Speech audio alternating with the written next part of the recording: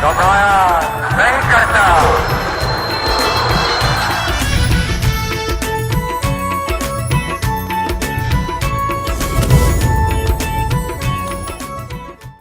السلام علیکم، آپ دیکھ رہے ہیں کے نیوز چینل۔ خبر شامل کرتے ہیں ساہیوال سے۔ ہمارے نمائندے علی حسن قصوری کی رپورٹ کے مطابق ریسکیو 1122 ساہیوال کی محرم الحرام کے حوالے سے رضاکاروں کو ابتدائی طبی امداد کی تربیت کے حوالے سے ایک میٹنگ کا انعقاد کیا گیا۔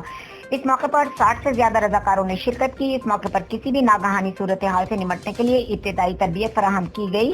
تمام رضاکاروں کو بتایا گیا کہ ناگہانی صورتحال سے متاثر ہونے والے لوگوں کو اپنی حفاظت کو رکھتے ہوئے کیسے طبی امداد فراہم کرنا ہے۔ اس موقع پر ڈسٹرکٹ ایمرجنسی آفیسر ڈاکٹر خالد عبداللہ نے کہا کہ ہم باہمی رواداری، ہمدردی، احترام اور خیر خواہی کے ساتھ ملک و قوم کی خدمت میں کسی بھی طرح کی قربانی سے دریغ نہیں کریں گے۔